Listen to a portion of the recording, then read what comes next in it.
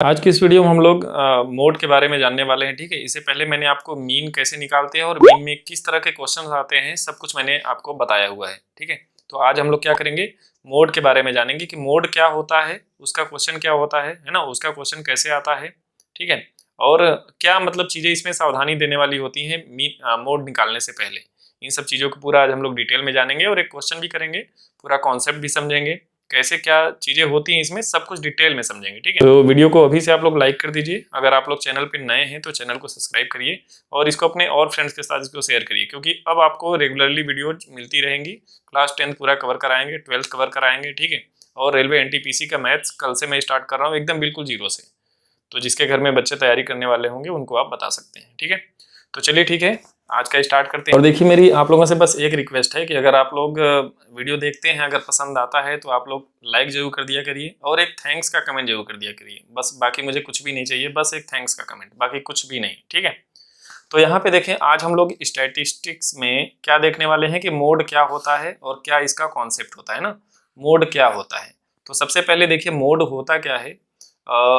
Mode से आपको एक चीज समझ में आ जानी चाहिए। जैसे मान लीजिए क्लास में 10 बच्चे हैं। ठीक है, क्लास में 10 बच्चे हैं जो ब्लैक कपड़े पहन के आए हुए हैं। ठीक है, 10 बच्चे हैं जो ब्लैक पहन के आए हैं, 5 बच्चे हैं जो ब्लैक नहीं पहन के आए हैं, व्हाइट पहन के आए हैं। ठीक है, 3 बच्चे रेड पहन के आए हैं।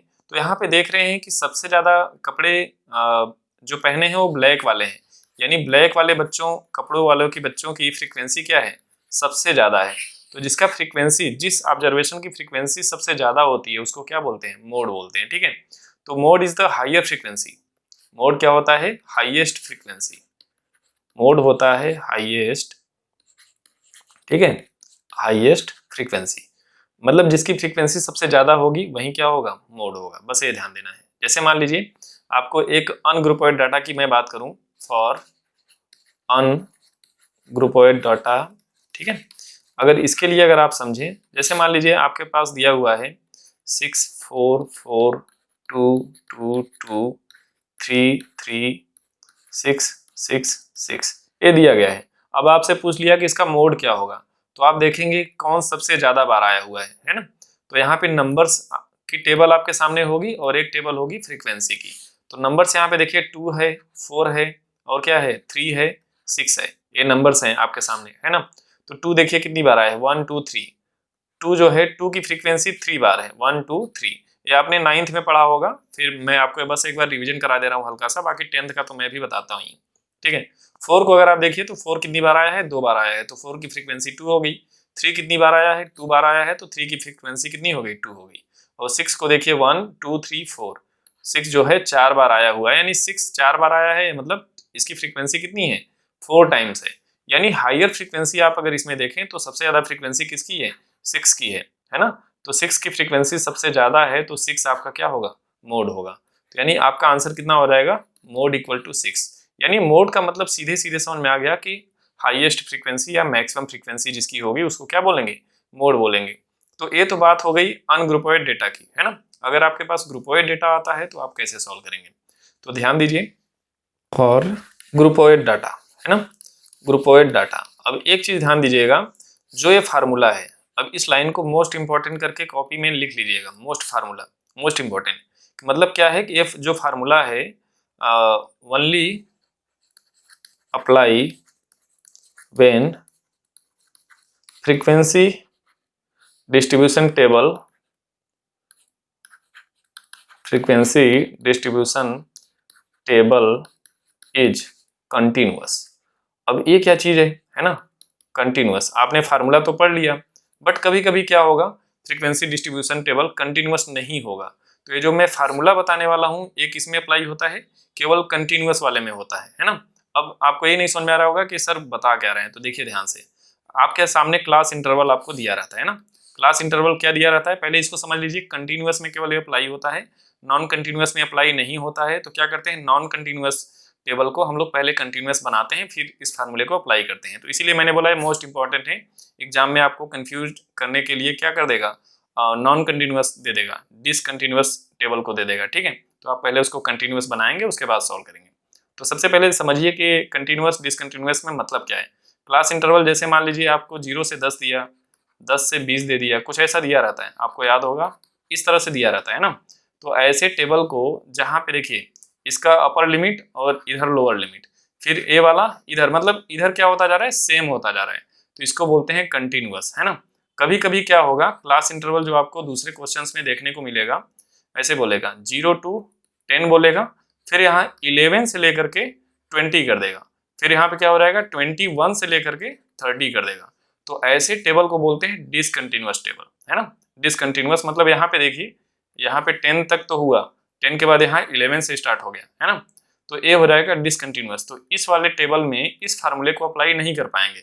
अब इसमें अप्लाई तभी कर पाएंगे जब इसको आप कन्वर्ट किस में करेंगे, कंटिन्यूअस टेबल में करेंगे। तो कंटिन्यूअस देखिए कैसे करेंगे, समझिए इस चीज को कि इन दोनों में जैसे यहाँ से यहाँ आने में कितने का डिफरेंस है, 1 का डिफरेंस है ना, तो आपको क्या करना पड़ेगा, इसमें आधा जोड़ना पड़ेगा, यानी जो इधर 10 है ना इसमें 10.5 जोड़ना पड़ेगा और इधर 10.5 कम करना पड़ेगा, ठीक है, इधर 10.5 कम करना पड़ेगा। तो इसको कम करेंगे तो ये 0 से बहुत ज़्यादा कम हो जाएगा, तो कभी भी ये टेबल दिया रहेगा तो 0 नहीं दिया रहेगा, माइनस में चला जाएगा ना, तो आप इसको सीधे ऐसे लिख सकते हैं लेस देन 0.5। अब देखिए इस लाइन में आपको और ज़्यादा क्लियर हो जाएगा कि आपको क्या करना पड़ रहा है, इसको 20.5 लिखना पड़ेगा, है ना।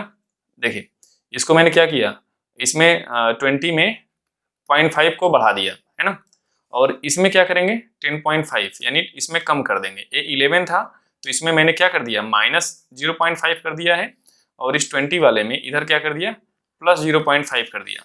तो दोनों तरफ से अगर इधर माइनस करेंगे इधर प्लस करेंगे तो एक का डिफरेंस कवर हो जाएगा ना, तो एक का डिफरेंस था तो इसीलिए 0.5 किया। अगर 2 का डिफरेंस होता तो इधर 1 माइनस करते और इधर 1 प्लस करते, इस तरह से उसको हम लोग कंटिन्यूअस में बना लेते हैं।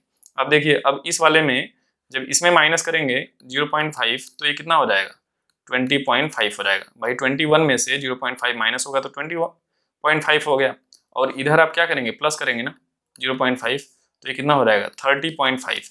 अब आप इसको चेक कर लीजिए एक बार कि इधर 20.5 हो गया और इधर भी कितना हो गया 20.5, और इधर देखिए 10.5 था और इधर भी वही चीज़ आ गया। तो अब जो ये टेबल है किस में कन्वर्ट हो गई, ये कंटिन्यूअस में कन्वर्ट हो गई। तो यहाँ पे ये फार्मूला लगा सकते हैं। अब चाहे मीडियन हो चाहे मोड हो, दोनों को निकालने के लिए पहले टेबल को कंटिन्यूअस है कि नहीं है, क्लास इंटरवल ये देखना पड़ता है, उसके बाद ही सॉल्व करेंगे, अदरवाइज आंसर गलत आएगा। क्लियर है, क्योंकि दोनों फार्मूले में क्या होता है, लोअर लिमिट की जरूरत पड़ती है, और लोअर लिमिट की जरूरत पड़ रही है तो उस कंडीशन में ये क्लास इंटरवल बहुत महत्वपूर्ण हो जाता है। ठीक है, तो चलिए अब ये चीज़ तो आपको क्लियर हो गई होगी, मतलब ये फार्मूला किस में लगता है, केवल कंटिन्यूअस में लगता है। ठीक है, अब देखिए फार्मूला क्या होता है।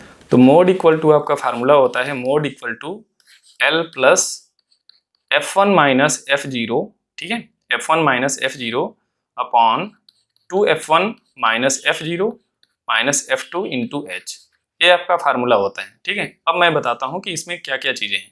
तो देखिए सबसे पहले F1 की बात करें तो F1 होती है आपकी मॉडल क्लास, है ना। F1 क्या होती है, मॉडल क्लास। तो मॉडल क्लास किसे बोलते हैं, जिसकी फ्रीक्वेंसी मैक्सिमम फ्रीक्वेंसी, जिसकी फ्रीक्वेंसी क्या होती है, मैक्सिमम फ्रीक्वेंसी, यानी जिसकी फ्रीक्वेंसी सबसे ज़्यादा होती है उसको बोलते हैं मॉडल क्लास।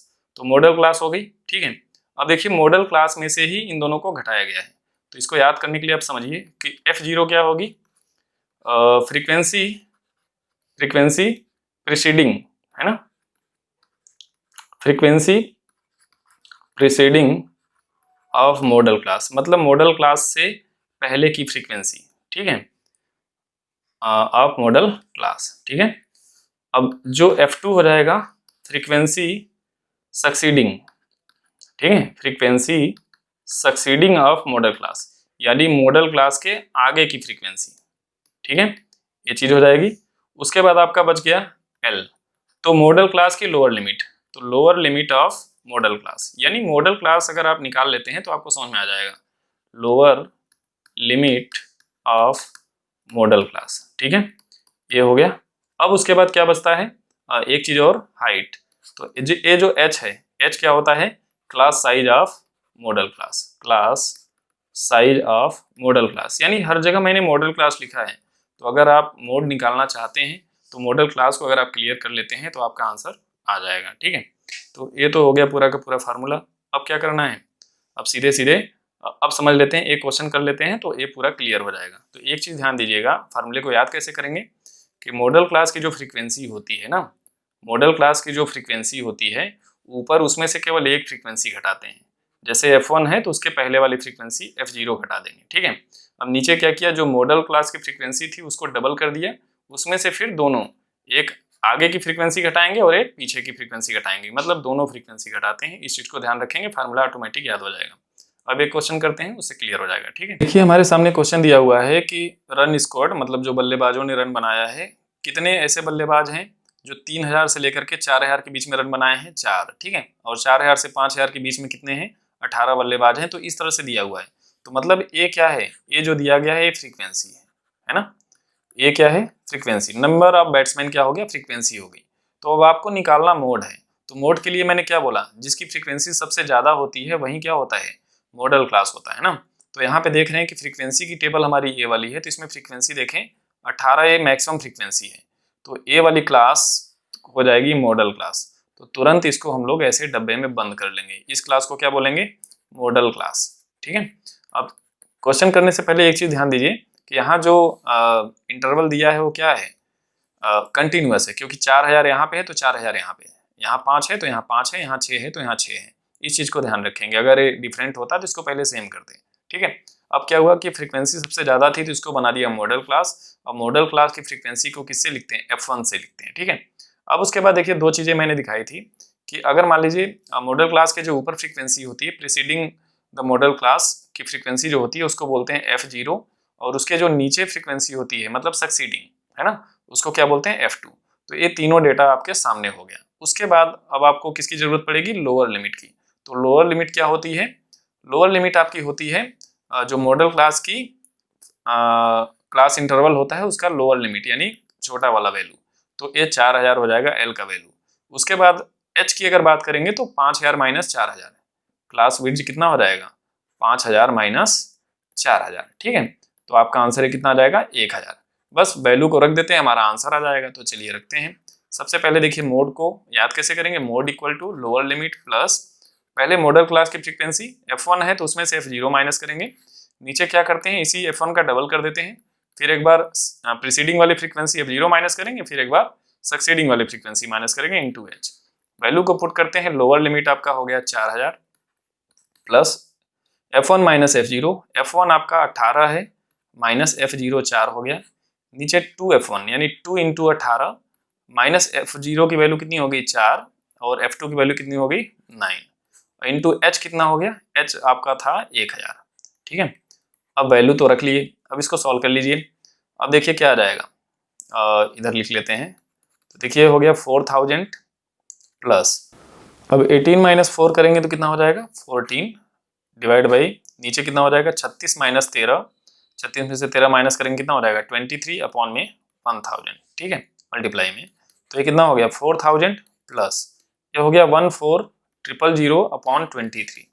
अब इसको आपको डिवाइड कर लेना है, तो ये हो जाएगा 4000 प्लस, इसको जब डिवाइड करेंगे, डिवाइड करने पे देखिए कितना आ रहा है 608.7, ठीक है 608.7। अब इसको आप इसमें मिला लीजिए 4608.7, तो आपका ये आंसर हो जाएगा ये मोड का, ठीक है। तो आपका आंसर कितना आ जाएगा 4608.7।